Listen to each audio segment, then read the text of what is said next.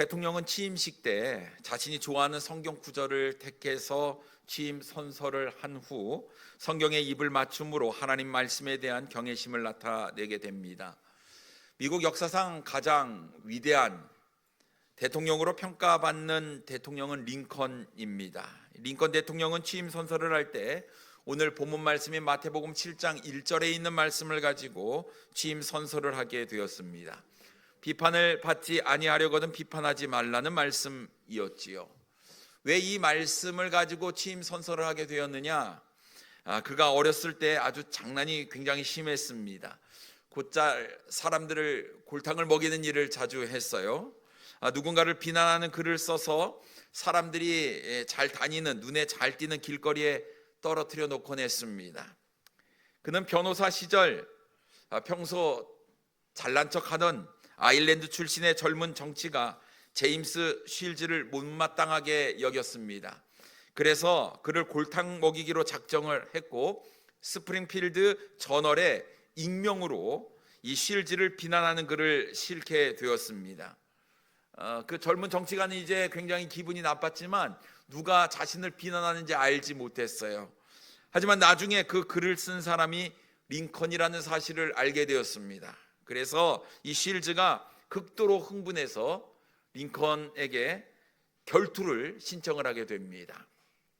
이때 링컨은 쉴즈에게 정중히 사과하며 내가 잘못했다, 이 결투를 피해 보려고 했지만 이 극도로 대노한 이 쉴즈는 절대로 그것을 취소하지 않는 거예요.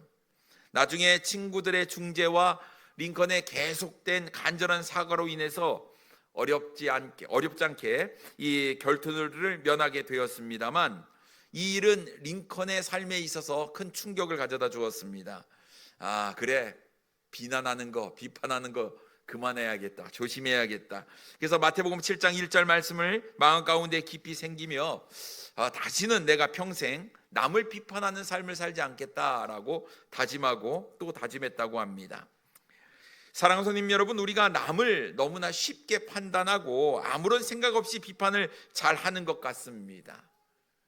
남 비판하는 거 제일 쉬운 일인 것 같아요. 그리고 제일 재미있는 것 같습니다. 누군가의 이 험담을 할 때 다른 사람이 모르는 나만이 알고 있는 험담, 굉장히 뿌듯해하며 자랑스럽게 남의 험담을 이야기하고 있지는 않습니까? 시간이 지나서 나중에 돌아보면 이런 시간이 아무런 유익도 없는 시간이었다라는 것을 깨닫게 됩니다. 덕스럽지 못한 이야기는 감추고 덕스러운 이야기만 했다고 한다면 얼마나 분위기가 좋았을까요? 우리의 감정도 또 기분도 덩달아 좋아졌을 것 같습니다. 이 험담이라는 것, 비판하는 것은 그 당시에는 재미있지만 그 순간이 지난 후에는 좋지 않은 결과만 남게 된다는 것이지요. 말에는 힘이 있습니다. 말은 때때로 사람을 죽이거나 살리기도 하지요. 말에는 분명히 긍정적인 부분이 있고 부정적인 부분이 함께 존재합니다. 그러니 우리가 이 말을 어떻게 사용하느냐가 굉장히 중요합니다. 그래서 남을 비판하기보다는 격려하고 세워주고 또 사랑의 말을 할 수 있는 우리의 삶이 되기를 원합니다. 그래서 오늘 우리는 본문 말씀을 가지고 비판하지 말라라는 제목으로 함께 은혜를 나누기를 원합니다. 첫째로 우리는 남을 비판하지 않아야 합니다. 예수님께서 남을 비판하지 말라고 분명히 말씀하셨어요. 1절 말씀에 보면 비판을 받지 아니하려거든 비판하지 말라라고 말씀하고 있습니다. 여러분, 여러분 비판하면 좋아하십니까? 여러분 험담하면 좋아하십니까? 이 세상에 비판을 받기를 좋아하는 사람은 단 한 사람도 없다라는 거예요. 누가 비판을 받고 싶어 하겠습니까? 누가 비판을 받는 것을 좋아하겠습니까? 그런데 이상하게도 사람들은 서로를 비판하고 비난을 한다라는 거예요. 이 말씀을 우리가 역으로 한번 생각해 보겠습니다. 비판을 받지 아니하려거든 비판하지 말라. 그러면 비판하면 비판을 받는다는 이야기 아니겠습니까? 이 비판은 계속해서 돌고 돈다라는 것이죠. 나는 비판을 받지 않으려고 하면서 왜 그렇게 남을 비판을 잘 하는지 모르겠다라는 것입니다. 자신도 비판을 받는 것을 좋아하지 않으면서 남을 비판하는 것은 말이 되지 않는다라는 것이죠. 이거 잘못된 심보입니다. 혹시 누군가를 비판하고자 하는 마음 있다고 한다면 내려놓으셔야 합니다. 비판을 받으려고 한다면 열심히 비판하세요. 그런데 비판하는 거 좋아하지 않는다 하시면 나도 비판하지 않아야 된다라는 것입니다. 오늘 본문에서 비판을 하지 말아야 될 두 가지 이유에 대해서 이야기를 하고 있습니다. 첫째는 비판을 받지 않기 위해서 비판해서는 안 되는 거예요. 여러분, 누군가 험담하고 있을 때 절대로 맞장구 치지 않아야 합니다. 누군가를 비판하고 있는데 여러분, 아무런 리액션도 없고 대꾸도 없으면 비판하는 사람이 멋쩍어서 더 이상 비판하지 않게 된다라는 거예요. 여러분, 손바닥도 맞장구를 쳐야 재미있는 법입니다. 소리가 나는 법이에요. 그런데 누군가를 비판할 때 내가 맞장구 쳐주지 않으면, 거들어주지 아니하면 이 얘기는 그냥 수그러들고 사라져버리고 만다라는 것입니다. 그래서 여러분, 자연스럽게 비판을 멈출 수 있도록 험담하고 비판하는 자리에 여러분 귀를 막고 입을 닫고, 여러분 내가 듣지도 않고 말하지도 않겠다, 이런 마음이 우리에게 필요한 줄 믿습니다. 그리고 두 번째로 우리가 비판하지 말아야 될 이유는 우리가 남을 비판할 권리가 우리에게 없기 때문에 그렇습니다. 오늘 본문에 비판이라고 단순히 기록되어 있지만 이 헬라어 원어의 의미는 단순히 충고나 책망의 차원을 넘어서 심판하며 정죄하는 것이라고 이야기를 하고 있습니다. 여러분, 판단할 수 있는 그 권리는 우리에게 없습니다. 오직 심판자는 우리 하나님뿐입니다. 그래서 만약 우리가 누군가를 비판하고 험담하면 우리가 하나님 자리에 오르게 되는 것입니다. 이거 굉장히 교만한 거예요. 그러니까 우리는 판단을 주님으로부터 받을 자격만 있지 누군가를 판단할 자격은 우리에게 없다라는 것입니다. 여러분, 바리새인이 성경에 등장합니다. 특별히 예수님 당시에 바리새인을 향해서 우리 예수님께서 굉장히 화를 내셨어요. 독사의 자식들아 라고 이야기를 하셨고 화 있을진저라고 이야기를 했습니다. 그럼 왜 주님께서 사람들이 볼 때는 율법적으로 거룩하고 흠이 없는 그런 삶을 살았던 사람들이었는데 왜 그들을 향해서 주님께서 화를 내셨느냐 하는 겁니다. 마치 자기가 하나님인 것처럼 자신의 기준을 가지고 다른 사람들을 함부로 비판했기 때문에 그렇습니다. 우리가 잘 아는 누가복음 18장에 나오는 이 바리새인과 세리의 기도를 통해서도 바리새인이 얼마나 잘못되었는지 우리는 잘 알 수 있습니다. 하나님께 나와 기도하고 있지만 하나님은 그의 마음 가운데 없었다라는 것이에요. 옆에 있는 그 세리와 자신을 비교하면서 자신의 의를 드러내는 그런 기도를 바리새인은 했습니다. 하나님 앞에 나올 때 자신의 부족함과 연약함, 허물을 가지고 하나님께 고백하면서 하나님께 긍휼하심을 구하는 것이 우리가 해야 될 마땅한 일인데 불구하고 그 일에 전혀 관심이 없었다라는 것입니다. 하나님께 기도한다고 하지만 다른 사람들을 비판하고 비난하는데 정신이 없었다라는 것입니다. 여러분, 만약 누군가와 비교하면서 내가 저 사람보다 낫다고 해서 여러분 그만큼 우리가 의로워질까요? 그렇지 않다라는 겁니다. 주님께서는 분명히 두 사람 중에 누가 의롭다고 평가를 내리셨습니까? 세리를 의롭다라고 평가를 하셨다라는 것입니다.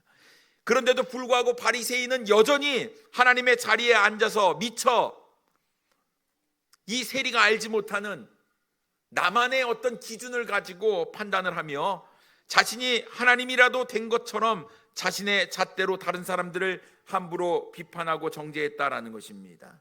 그러니요, 그 사람 바리새인은 당연히 하나님의 심판을 받아 마땅했다라는 것입니다. 여러분, 하나님의 심판의 기준이 무엇일까요? 2절에 이렇게 말씀하고 있습니다. 너희가 비판하는 그 비판으로 너희가 비판을 받을 것이요 너희가 헤아리는 그 헤아림으로 너희가 행하림을 받을 것이니라 라고 말씀하고 있습니다. 우리가 행한 그대로 하나님께서는 심판하신다고 말씀하고 있어요. 우리가 다른 사람을 너그럽게 대하면 주님도 우리를 너그럽게 대하실 것이고, 우리가 가혹하고 혹독하게 남을 대하게 되면 하나님도 그렇게 가혹하고 혹독하게 대하실 것이라고 말씀하고 있는 거예요. 여러분, 우리는 사랑해야 될 대상이지 비판하고 비난할 대상이 우리 주변에 있는 것은 아니다라는 것입니다. 누군가를 우리가 비판하고 우리가 누군가의 그 행동을 하나하나 헤아릴 때 그 헤아림으로 그대로 하나님께서 우리를 헤아리신다고 말씀하고 있는 거예요. 그래서 여러분, 우리가 다른 사람에게 긍휼을 베풀어야 하고 사랑을 베풀어야 합니다. 그래야지 하나님으로부터 긍휼하심을 얻을 수 있고 사랑을 받을 수 있다라는 것이지요. 야고보서 2장 13절 말씀에 이렇게 기록하고 있습니다. 긍휼을 행하지 아니하는 자에게는 긍휼 없는 심판이 있으리라. 긍휼은 심판을 이기고 자랑하느니라 라고 말씀하고 있습니다. 그래서 여러분, 우리가 심는 대로 그대로 거두게 되는 거예요. 비판은 유턴형입니다. 반드시 되돌아오게 되어 있다고 말씀하고 있는 것입니다. 갈라디아서 6장 7절 말씀에 사람이 무엇으로 심든지 그대로 거두리라 라고 말씀하고 있습니다. 그래서 여러분, 내가 지금 무엇을 심고 있는지 한번 잘 살펴보시기 바랍니다. 여러분, 우리는 사실은 비난을 받을 만한 충분한 자격이 있는 존재였어요. 영원히 멸망받을 수밖에 없는 존재였습니다. 사랑받을 만한 그런 어떠한 일을 우리가 주님 앞에 한 적도 없었어요. 근데 하나님께서 우리를 사랑하셨습니다. 무조건적으로 사랑해 주셨어요. 우리가 자격이 있어서 사랑해 주신 것이 아니라 그냥 사랑해 주셨다라는 것입니다.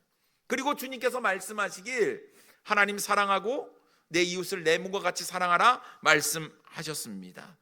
그러면 여러분, 우리에게 남는 것은 사랑밖에 없어요. 사랑해야 하는 것입니다. 여러분, 옆에 있는 분 한번 보세요.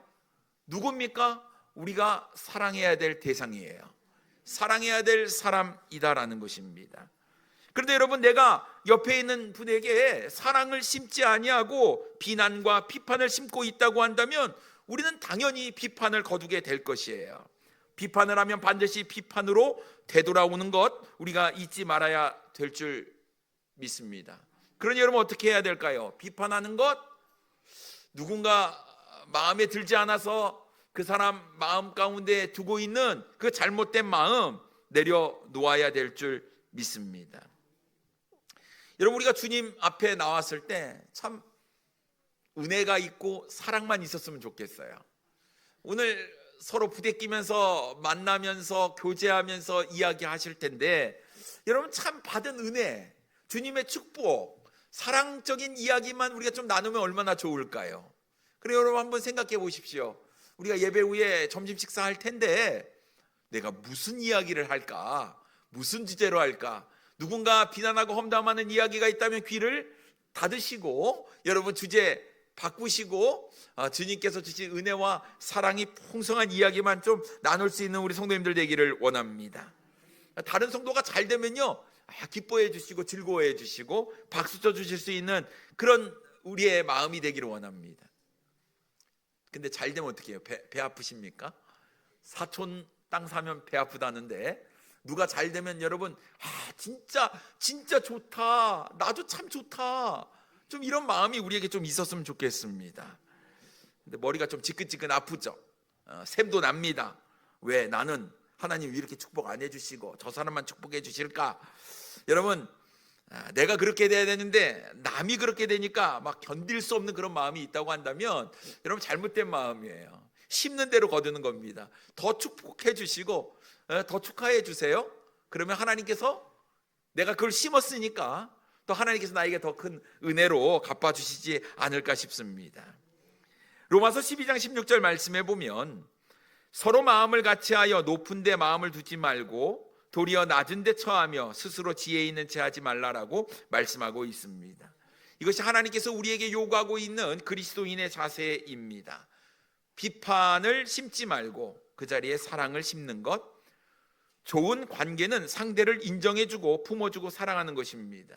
상대를 인정하고 사랑하게 되면 우리는 상대를 비판하지 않게 될 것이고 또 상대도 나를 비판하지 않게 될 것이라고 믿습니다. 초대교회는 사랑이 넘쳐났대요. 부한 자나 가난한 자나 주님 앞에서 하나가 되었어요. 자신이 가지고 있는 모든 것들을 주님 앞에 내려놓고 하나가 되는 일에 힘썼다라는 것입니다. 내가 더 가진 것이 있으면 나눠줄 수 있어야 되고 내가 더 많은 지식을 가지고 있으면 그것 베풀 수 있는 이런 사랑의 관계가 우리가 돼야 될 줄 믿습니다. 초대교회의 모습처럼 서로를 아끼고 사랑하고 자신의 것도 남에게 기꺼이 베풀고 나누어 줄 수 있는 사랑이 넘치는 우리 사랑하는 성도님들 되기를 원합니다. 두 번째로 남을 비판하기 전에 내 모습을 먼저 살펴보아야 한다는 것입니다. 여러분, 왜 우리가 남을 비판하지 말아야 됩니까? 나에게도 그런 허물이 있기 때문에 그렇습니다. 3절 말씀에 보면 어찌하여 형제의 눈 속에 있는 티는 보고 내 눈 속에 있는 들보는 깨닫지 못하느냐라고 말씀하고 있습니다. 우리 주님께서 말씀하시는 의도는 너무나 분명합니다. 이 말씀은 다른 사람을 비판할 생각을 버리고 먼저 자기 자신을 돌아보라는 이야기입니다.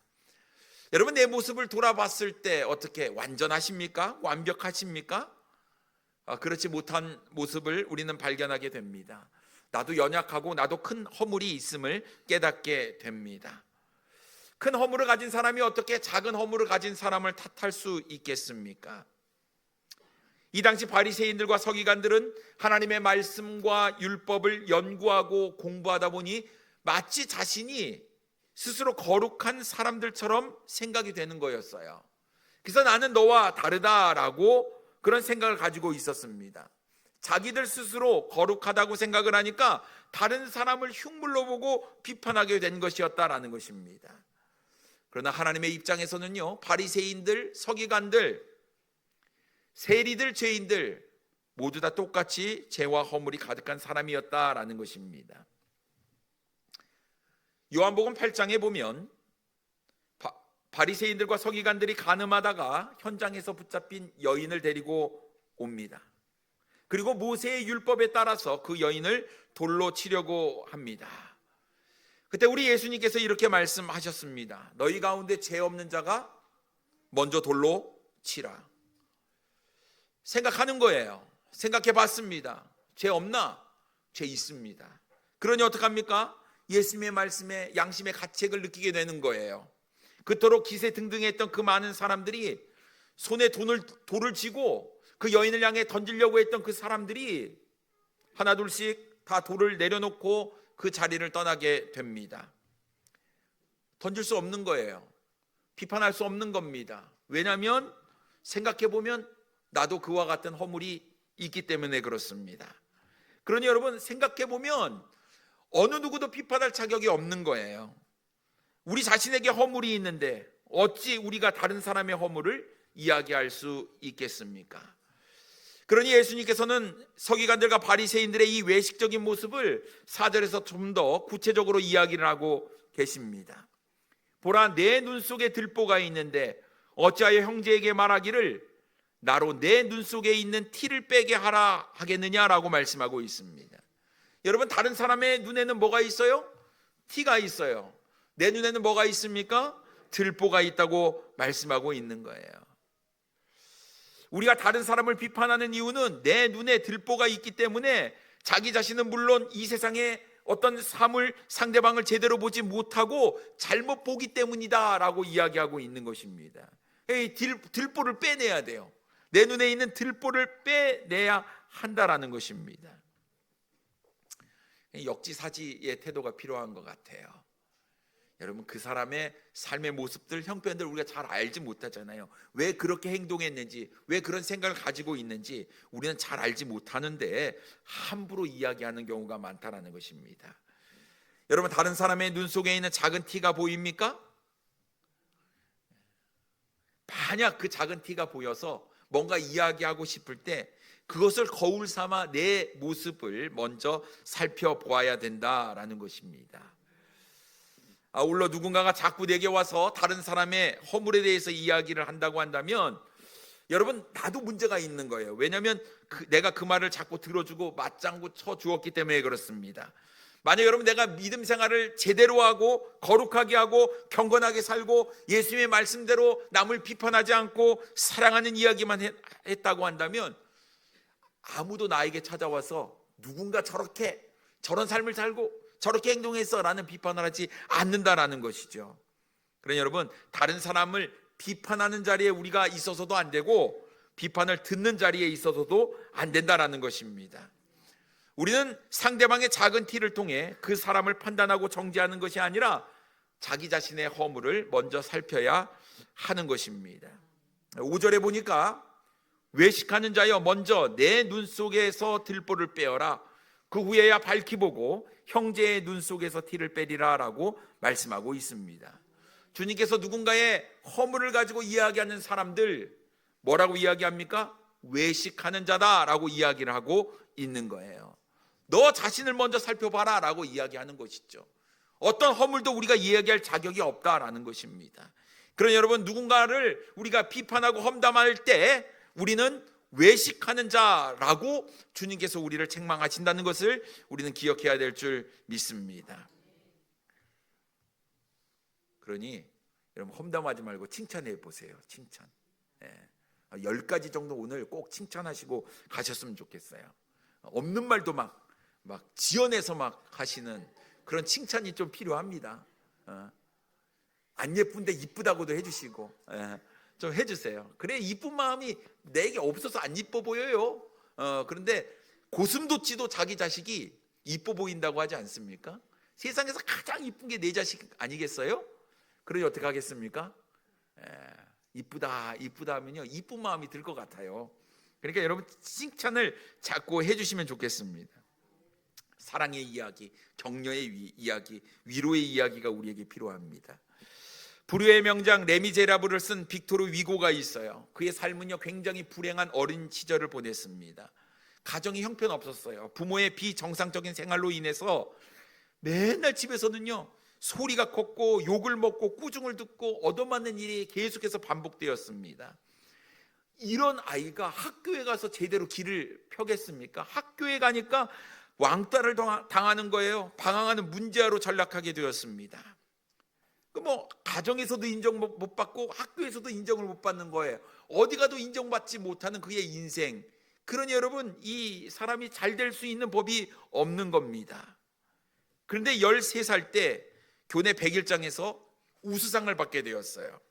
이것을 계기로 그는 시도 쓰고 희곡도 쓰고 소설도 써냈는데, 그때마다 선생님들이 너 진짜 잘한다, 너는 탁월한 재능이 있어 라는 이야기를 해주기 시작했어요. 문제가 칭찬을 받기 시작하니까 삶이 달라지는 거예요. 기가 사는 겁니다. 학교 생활에 의욕이 생기는 거예요. 내가 뭔가 할 때마다 칭찬이 돌아오니까 더 열심히 매진해서 그 일을 하게 됐다라는 것입니다. 그렇게 노력한 결과 그는 불후의 명작 레미제라블을 쓰게 되었는데요. 선생님의 칭찬 한마디가 그의 삶을 완전히 바꿔놓았다라는 것입니다. 그러니 여러분, 주님께서 우리에게 사랑하라고 말씀하시는데 왜 우리는 사랑의 말을 하지 않습니까? 믿음, 소망, 사랑, 그 중에 제일은 사랑이라 말씀하셨는데 왜 우리가 사랑하지 못하는 것일까요? 우리의 제약된 성품, 우리의 옛 습관, 옛 성품, 옛 생활, 여러분 다 내려놓으시고 사랑하시고 또 사랑하시는 우리 사랑하는 성도님들 되기를 원합니다. 히브리서 10장 24절 말씀에 보면 서로 돌아보아 사랑과 선행을 격려하라고 말씀하고 있지 않습니까?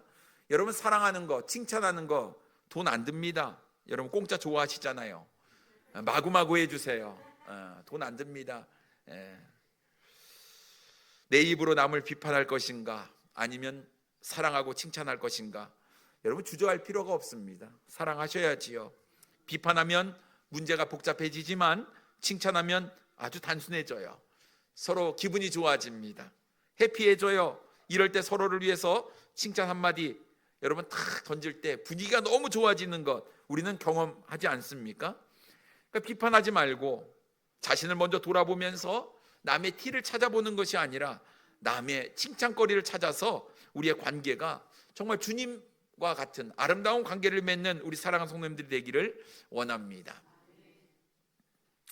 숫자 1.5가 2를 만났습니다. 1.5는 2를 만나면 항상 기가 죽어요. 왜냐하면 2가 자신보다 크기 때문에 그렇습니다. 그래서 1.5는 2를 만나면 항상 고개를 숙이고 다닙니다. 근데 이렇게 생각할 수 있어요. 나 1.5니까 반올림하면 2인데 그럼 너나 나나 비슷할 것 같은데, 이렇게 생각이 들지 않겠습니까? 하지만 실질적으로 1.5가 작은 거예요. 그래서 1.5는 2가 시키는 대로 아주 순종적인 일을 잘 했다고 합니다. 그런데 어느 날이었어요. 1.5가 2를 만났는데 고개를 숙이지 않는 거예요. 이상하잖아요. 아주 당당해요. 뭔가 잘못된 것 같아요. 그래서 이가 1.5에게 묻습니다. 너 요즘 왜 나를 보면 아는 체도 안 하냐? 본체만 체하냐? 이렇게 이야기를 했어요. 그러니까 1.5가 이렇게 얘기했습니다. 나 점 뺐어. 1.5가 점을 빼니 15가 되었습니다. 눈에 보일까 말까한 점 하나 뺐는데 완전히 가치가 달라져 버린 거였어요. 그러니까 1.5가 어깨에 이제 힘을 주고 다니게 되었다고 합니다. 여러분, 우리가 각자 다른 인생을 살다가 한 교회에서 만났습니다. 성격도 달라요. 생각도 다릅니다. 습관도 다 달라요. 여러분, 사랑한다고 그렇게 갖고 만나가지고 결혼해서 부부가 됐는데 여러분 어떻게 싸웁니까? 안 싸웁니까? 부딪힙니까? 안 부딪힙니까? 때로는 말 한마디에 마음 상할 때 있습니까? 없습니까? 그런데 어떻게 해요? 살아야죠. 살아야 돼요. 그렇게 살면서 뭐라고 이야기해요? 또 사랑한다. 우리 사랑하니까 살지라고 이야기를 합니다. 그런데 여러분, 교회는 정말 다양한 사람들이 모입니다. 그러니까 마음이 안 맞는 사람들이 분명히 있어요. 서로 흉도 보고 욕도 하고 험담도 합니다. 마음이 틀어져서 그 사람 좀 안 나왔으면 좋겠다. 쳐다보고 싶지 않을 때도 있습니다. 내가 저 사람 잘못 만났어. 잘못 만났어. 이런 생각이 들기도 합니다. 근데 주일날 오면 목사가 시킵니다. 주 안에서 사랑합니다 하라고요. 한번 또 해보세요. 옆에 있는 분에게 사랑합니다.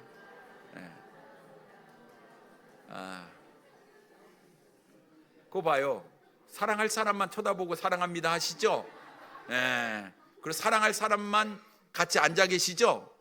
근데 여러분, 참 하고 싶지 않은데 하라고 하니까 그것도 곤욕인 것 같아요. 그래서 저도 아침에 이거 인사를 해야 되나 말아야 되나 좀 생각을 좀 많이 하지만, 여러분, 주님께서 사랑하라고 했으니까 억지로라도 우리가 사랑하게 되면 사랑하는 마음이 생기지 않을까 싶습니다. 여러분, 우리는 예수님의 사랑으로 구원받아 주 안에서 한 몸이 되었습니다. 주님께서 분명히 말씀하시길 이웃을 내 몸과 같이 사랑하라고 말씀하셨습니다.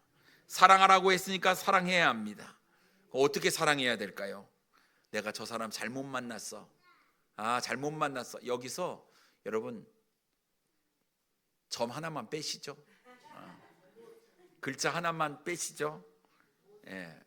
귀에 못 박히듯이 이야기하는 그 못 하나만 빼면 됩니다. 그러면 내가 저 사람 잘못 만났어가 아니라 내가 저 사람 잘 만났어가 된다고 합니다. 저 형제는 찬양도 잘 못하네. 봉사도 못하네. 저 자매는 정리도 잘 못하네. 일도 잘 못하네. 이런 마음이 드십니까? 한 글자만 빼십시다. 뭐요? 못. 찬양도 잘하네. 봉사도 잘하네. 정리도 잘하네. 일도 잘하네. 여러분, 귀에 못이 박힐 정도로 남을 비판했다면 이제 그 못 박힌 그 글자 한 글자 빼버리시면 주님의 사랑으로 가득 채워지지 않을까 싶습니다. 여러분, 이런 사랑과 비판, 험담은요 종이 한 장 차이인 것 같아요. 그래서 우리가 주님 앞에서 또 주님 안에서 주님께서 주신 사랑을 가지고 이제는 험담과 비판이 아니라 더 사랑할 수 있는 우리의 삶의 모습이 있기를 원합니다. 여러분, 오늘 주님 안에서 최소한 예배당을 떠나기 전에 우리 오후 예배까지 다 드리시면서 최소한 사랑합니다라는 이야기를 우리가 10번씩은 하시기 바랍니다. 매일매일 10번씩만 하시기 바랍니다. 다음 주에 우리가 올 때 아예 인상도 펴지고요, 우리의 입에서 사랑합니다라는 말만 나오지 않을까 싶습니다. 여러분, 비판하는 것은 주님의 뜻이 아니에요. 사랑하는 것이 주님의 뜻입니다. 감싸주시고 안아주시고 격려해 주시고 위로해 주시고 사랑하시는 우리의 모습을 통해서 우리 하나님께서 영광을 받으시길 원합니다. 기도하겠습니다.